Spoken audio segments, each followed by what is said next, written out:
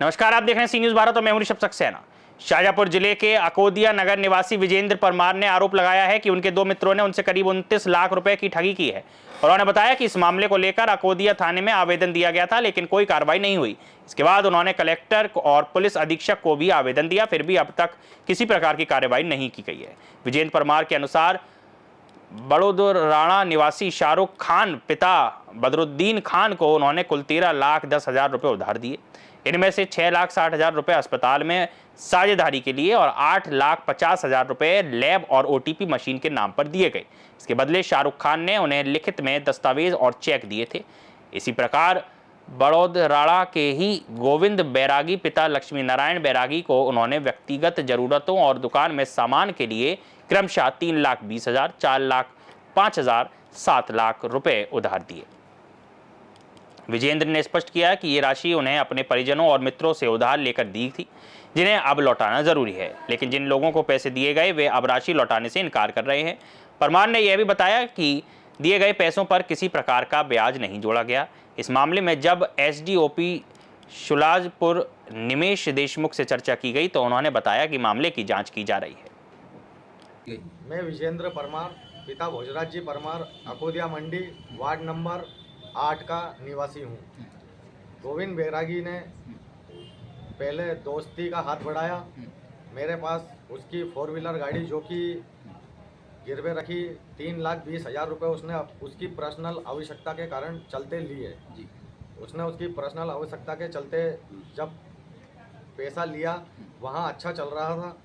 उसके बावजूद उसने डबल बोला कि भैया मुझे कुछ काम धंधा करना है और आप अगर सहयोग करो तो मुझे और थोड़ा सा पेमेंट दे दो, मैं पेमेंट के चलते एक गाड़ी ले लूँगा जो कि विद्युत मंडल में मुझे लगाना है। उसने मुझसे 7 लाख रुपए लिए जो कि 407 लेकर के गाड़ी आया था वो। उसने विद्युत मंडल में वो लगाई। उसके डॉक्यूमेंट्स के तौर पे उसने मुझे 2 चेक दिए। एक चेक उसकी मम्मी का जो कि 3 लाख का, उसका एक 5 लाख का चेक दिया और मेरे पास स्टाम्प पर भी उसकी लिखा पड़ी है। नोटरी की नहीं, नोटरी नहीं लिखा पड़ी है। अच्छा। उसके बाद में उसने थोड़े दिन अच्छे से चला वो, फिर मुझे बेवकूफ़ बनाना चालू कर दिया। बोले भैया विद्युत मंडल का अभी जो कि लोन पास चेक पास होता है या फिर अपनी जो सैलरी डलेगी उसकी गाड़ी की वो अभी डली नहीं है। इस टाइप से वो मेरे से बेवकूफ़ बनाने वाली बातें करने लगा जी। उस बीच में फिर वो आया एक दिन घबराया हुआ और बोले भैया मुझे पैसे बहुत अर्जेंट में चाहिए, आप मेरा थोड़ा सा एक बार वो सहयोग कर दो, मैं आपका सारा पेमेंट एक साथ दे दूंगा। 2 सिलक पुरानी और एक ये तीनों सिलक मैं आपकी दे दूंगा। मैंने फिर से एक दोस्ती के नाते उसका सपोर्ट किया। उसके चलते मैंने उससे ज़मीन की लिखा पड़ी जो कि उसके पापा के नाम से है, बाकी उसके हिस्से में आने वाली जो जगह है उस जगह की लिखा पड़ी कर ली और मैंने उसे 4,05,000 फिर से दिए। वो 4,05,000 देने के बाद में उसने मेरा फ़ोन उठाना, बातें करना, ये सब चीज़ें बंद कर दी। उसके ऊपर टोटल 3 सिलक हो चुकी थी मेरी। मैंने जब उसके संपर्क में आना चालू किया तो वो मेरे संपर्क से दूर हो गया। हम उसके जब घर गए तो उसके पापा ने उग्र व्यवहार किया, चिल्ला चोट की, गाली बकी। इसका हमने आवेदन देने की कोशिश की थाने में, जो कि थाने में हमारा आवेदन नहीं लिया। फिर हमने पोस्ट ऑफिस द्वारा एसपी साहब को और शाजापुर और अकोदिया थाने में आवेदन दिया। उसके ऊपर भी अभी तक कोई उचित कार्रवाई नहीं हुई है। तो पुलिस वालों का क्या कहना है? पुलिस वालों का कहना है कि हम लेन देन के मामले में नहीं बोलते हैं, लेकिन ये तो लेन देन का मामला है ही नहीं। इसमें हमने एक तो उसका चेक वगैरह है, दूसरी उसकी ज़मीन लिखी है, तीसरी उसकी गाड़ी थी जिसमें उसने 420 की मेरे साथ। गाड़ी में उसने मेरे से बोला कि भैया मेरे को भाई की तबीयत ख़राब है, मुझे गाड़ी 2 दिन के लिए दे दो और वो गाड़ी कहीं पे बेच दी उन्होंने। मेरे साथ सरासर 420 हुई है। जिन लोगों से मैंने पेमेंट लेके दिया है, गाड़ी गिरवी रखी और बगैर पैसा दिए गाड़ी आपसे ले भी गए। वो तो उसने बोला कि मेरे भाई की तबीयत ज़्यादा ख़राब है इसलिए मैंने गाड़ी दे दी थी। कि गाड़ी अगर अपन इंसानियत के नाते अपना फ़र्ज बनता है कि अपन किसी का सहयोग करें। उसके बाद में अभी तक कोई उचित कार्रवाई नहीं हुई है। जिन लोगों से मैंने पेमेंट लिया है और इनको दिया है वहाँ लोग मेरे ऊपर बहुत ज़्यादा दबाव बना रहे हैं। फ्रेंड सर्कल के हैं कुछ बाहर। शाहरुख डॉक्टर जो कि राणा खेड़ा का रहने वाला है, वो मेरे पास आया था कि मैं अस्पताल डाल रहा हूँ लेकिन मेरे पास पेमेंट का कुछ मसला आ रहा है।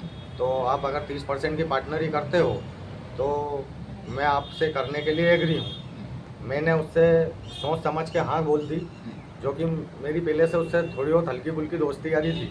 मैंने उससे जब हाँ करा तो 6,60,000 रुपये में मेरी 30% की पार्टनरी हुई उससे, जो कि आज तक इस टाइम तक ना कि उसने मुझे कोई हिसाब दिया है, ना ही पेमेंट दिया है और ना ही वो पार्टनरी देने को तैयार है। जो आपने पेमेंट दिया उसके पास आपके पास कुछ दस्तावेज हैं, लिखा पढ़ी? हाँ, दस्तावेज में मेरे पास पक्की लिखा पड़ी 30% की हैगी उसकी। और भी इसके अतिरिक्त कोई पेमेंट दिया? उसके अतिरिक्त उसने मेरे से बोले मशीनरी लाना है OTP की और लेब वगैरह डालना है, तो मैंने मेरे ही फ्रेंड से 8,50,000 रुपये उसे दिलवाए। उसका भी वो मना कर रहा है, बोले मुझे कोई पैसे नहीं देना है और ना ही मैं कोई पैसे दूंगा। उसके अलावा उसने लाइसेंस जो कि होता है अपना मेडिकल का और अस्पताल का लाइसेंस, इसके नाम से उन्होंने अपने पास गाड़ी गिरवे रखी थी, जो कि उसकी 4 व्हीलर गाड़ी है।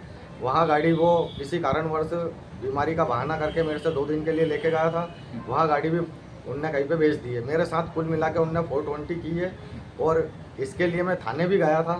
थाने में मेरे को बताया गया कि लेन देन के मामले में हम नहीं पढ़ते हैं या नहीं बोलेंगे, तो मैंने डाक द्वारा SP, कलेक्टर और अकोदिया थाने में सूचना पत्र दिया था। अच्छा, अभी पुलिस प्रशासन के द्वारा कोई कार्रवाई की गई? कोई कार्रवाई नहीं हुई है और मैंने जो आवेदन दिए थे SP, कलेक्टर और अकोदिया थाने में, उस पर भी कोई कार्रवाई नहीं हुई है।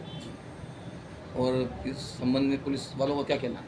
इस संबंध में पुलिस वालों का यह कहना है कि हम लेन देन के विषय में नहीं बोलते हैं, लेकिन यहाँ तो सरेआम दिख रहा है कि मेरे साथ 420 हुई है, क्योंकि मेरे पास डॉक्यूमेंट्स वगैरह सब कंप्लीट है, पार्टनरशिप के डॉक्यूमेंट्स हैं, गाड़ी के डॉक्यूमेंट्स हैं, तो ये तो 420 है। विश्वासघात के संबंध में जो आवेदन दिया है इसका आपको क्या कहना है? ये विजेंद्र परमार जी आए थे, इनके साथ जो है एक शाहरुख खान और एक जो है बैरागी करके हैं, इनके द्वारा व्यवसाय में भागीदार बनाने को लेकर कुछ एग्रीमेंट हुआ था, किंतु उनके द्वारा एग्रीमेंट का पालन नहीं किया जा रहा, तो इसके संबंध में उनका आवेदन पत्र प्राप्त हुआ है, तो इसकी जांच करके इसमें आगे बढ़ाने की कार्रवाई की जाएगी। सर, उनका कहना है कि हमने थाने पर भी आवेदन दिया लेकिन अभी तक कोई कार्रवाई नहीं हुई है। लिखवा लेते उसको थाने पे भी किस दिनांक को किस बाबत आवेदन दिया था, और जो भी जाँच हुई है उसके निष्कर्ष के आधार पर कार्रवाई की जाएगी। शाहजहाँपुर से सी न्यूज संवाददाता रमेश राजपूत की रिपोर्ट। विजेंद्र परमार अब न्याय के लिए दर दर भटक रहे हैं। उन्होंने संबंधित अधिकारियों से तत्काल कार्रवाई की मांग की है ताकि उन्हें उनकी रकम वापस मिल सके और दोषियों पर सख्त कार्रवाई हो सके। मामला फिलहाल जांच में है और आगे की स्थिति प्रशासनिक कार्रवाई पर ही निर्भर करेगी। इस खबर में फिलहाल इतना ही। देश और दुनिया की तमाम खबरों के लिए आप देखते रहिए सी न्यूज भारत।